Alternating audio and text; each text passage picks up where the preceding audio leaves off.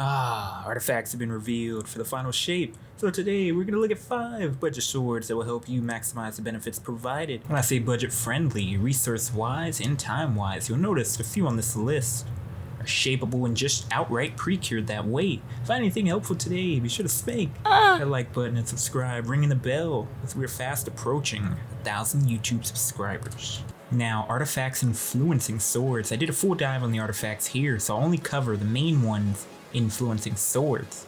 First, we have Press the Advantage. Breaking a combatant's shield grants increased weapon stability, handling, and reload speed, but mainly here on swords will gain increased guard resistance. We have Overload swords, so swords will be strong against overload champions. Essentially, consecutive hits will disrupt combatants, stunning them, delaying ability energy regeneration, and lowering combatant damage output. Swords will always be overcharged when that modifier is active. We then have Blade Stamina. Rapidly defeating combatants with a sword will refund some ammo. Right at this moment, we do not have any concrete amount. Next, Argent Blade. Well, you have an armor charge. Dealing damage with a sword consumes an armor charge and empowers your sword for a short time, granting it bonus damage and energy charge rate. As far as building your sword, on swords go for increased sword damage 90% of the time.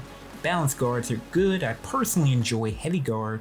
The only negative is it lowers charge rate, but due to these artifacts they should cancel out. Also, I want to mention Elemental Siphon. Rapid final blows with a kinetic weapon or a weapon matching your equipped super will create an elemental pickup that matches your equipped super. This is a niche case, but say you're rocking your new Warlock Solar Super, you might want to run. Starting with Season of Defiant, we have the Solar Sword Caretaker. The sword is an adaptive frame. There's actually quite a few combinations that we can work with based on how the sandbox is looking. Tried and true, you can keep it simple. Go Relentless Strikes and Surrounded. Relentless Strikes reads as gain 1 ammo after scoring 3 powered hits within 2 seconds of each.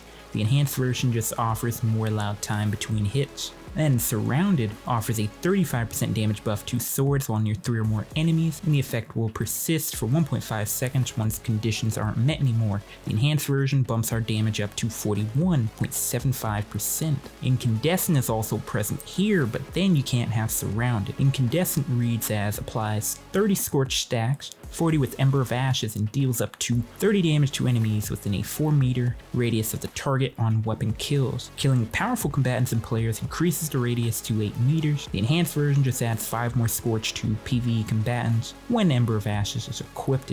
Now, Scorch damage can be increased through weapon damage buffs. The artifacts are going to make this sword absolute meta from all the damage increases, and make sure to throw on those solar surges. You also have access to Assassin's Blade, once again in that 4th column, which reads as sword final blows boost movement speed and damage. We're getting a 15% damage increase and the maximized amount of movement speed lasting 5 seconds. The enhanced version just adds 0.5 seconds of buff time. Lastly, I want to close out by mentioning our origin trait, Noble Deeds. Just tack on an additional 20 charge rate when assisting allies by reviving, healing, or empowering them, or granting subclass buffs to them. You grant the maximum of 10 stacks each kill, or remove 1 stack. Now we have Thin Precipice, the strand vortex frame introduced during Season of the Deep. Has access to chain reaction. Be it getting nerfed, it will still do some good. Add clearing in the upcoming sword meta. Now this particular sword, because it is strand, we want to lean into the easy use and how it will greatly benefit a Banner of War Titan. That being said, we want Unrelenting in 3rd column, which reads as rapidly defeating targets triggers health regeneration. Guardians of powerful combatants count as more than 1 kill. Health regeneration starts and restores 65 HP upon reaching 100%. Activation progress with weapon kills within 5 seconds of each. Here you'll see the activation progress by enemy rank. You get about 33.3% from minor combatants and 100% on majors and bosses. Now going into that 4th column, we got chain reaction. Each final blow with this weapon will create an elemental damage explosion. Normally about 84 damage with somewhere around 20% nerf to damage. We're looking at 67.2 since the damage on chain reaction will be getting nerfed inside the final shape. Next we have Chivalric Fire, our pre-cured ritual legendary sword from the Vanguard, Crucible, and Gambit vendors in Season of the Wish. Important to note here, we want the sword for pure utility since it has repulsor brace and destabilizing rounds.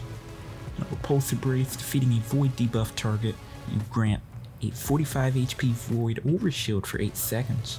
Destabilizing rounds, any final blows cause nearby targets to become volatile. Weapon kills will apply volatile to enemies in a 6.5 meter radius around the target. There is a 3-second cooldown between each activation. You can also put on Vanguard Vindication, which will grant 10 HP per kill. It's small but available. You can even go with something like Gun and Run, as it could help speedrun the seasonal activity. Now, rapidly defeating targets with the weapon will grant bonus sprint speed. Any powerful combatants on high value targets grant the bonus quicker. Now, killing multiple enemies within 3 seconds of each, you get a 6.25% increased sprint speed for 10 seconds. Key here, it remains active while stowed, so you can kind of switch over to it, get the kill, proc it, go back to your other weapons. Now, minors will give you 34%, whereas elites and any higher will give you 100%. The duration is not refreshable, but it does stack with other sprint speed buffs, up to the cap of a 12.5% increase. Here is a somewhat budget-friendly sword, the Lament. This Bungie made Beyond Light free up until Final Shape, so hopefully you guys have been taking advantage of the freebies as you get to keep all your rewards. Now, the Lament requires you to do an exotic questline that could potentially be a little tedious, and I haven't completed it yet either. Now, Lament is no new sword, but it will very much be applicable this season for any sword boss DPS like Crota, as the damage will be through the roof. So sometime during week 1 or 2 of the Final Shape, if you own Beyond Light, you should work on getting it done. Now here's how the sword functions. You have Banshee's Wail. When you block, you hold to rev the blade, which essentially increases the damage and adds a shield piercing effect to all attacks. Gain stacks when dealing damage with the revved attacks. Any additional stacks will increase the damage and damage resistance of heavy attacks. You then have revved consumption. Damaging a combatant heals the wielder. Also, built into the sword, you do have Tireless Blade, so sword ammo will be granted for every other powered sword kill. Now guys, to no surprise, Fallen Guillotine makes our list from our Brave Arsenal. There's lots of good perks here, but look out for some of these. So we have Relentless Strikes. You gain 1 ammo after scoring 3 powered hits within 2 seconds of each. Again, the enhanced version only offers more allowed time between hits. We do have Frenzy and Vorpal, but we're going to take Frenzy here as you get 5% more damage, and all you have to do is be in combat for an extended time to increase the damage, and handling and reload for the weapon until you're out of combat. But don't let this throw you off. As per light.gg, all you have to do is deal damage, or take damage within the last 5 seconds for that increase. So initially, you'll be doing 15% less if you did not take any damage, but then after you hit, you'll be doing 15% more. Odds are you're taking damage, so you'll have that 15% damage almost all the time. Next, we want to pair up Surrounded here, as we can get that over in 4th column, so you'll gain bonus damage when 3 or more enemies are in close proximity. Now, Frenzy's 15% damage buff pairs nice with that 35% damage buff on Swords. And to remember, because Falling is part of the Brave Arsenal, all these perks will be enhanceable. Also, be on the lookout for sword logic, as final blows with the weapon grant bonus damage. The strength and duration of the bonus increases when more powerful targets are defeated. The number of stacks and the buff duration are tied to the highest enemy rank killed since activation. Minors 1 stack for 5.5 seconds, elites 2 stacks for 7.5 seconds. Now mini bosses 3 stacks for 10.5 seconds, and bosses 4 stacks for 15.5. You can get damage increases at 1 to 4 stacks, starting with 15%, and then at max stacks 50%. Now right at this moment, my personal favorite would have to be Frenzy and Surrounded for the ease of use, as this is a Void Sword, so you can lean into a Void subclass to give it volatile rounds for more AoE splash.